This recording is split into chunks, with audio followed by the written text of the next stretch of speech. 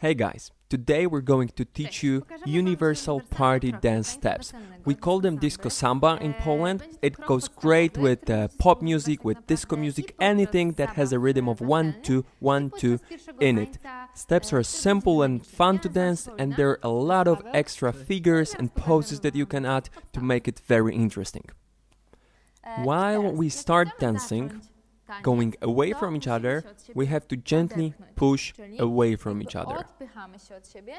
And then gently pull back to each other. So we are using our hands to time our steps and to lead each other.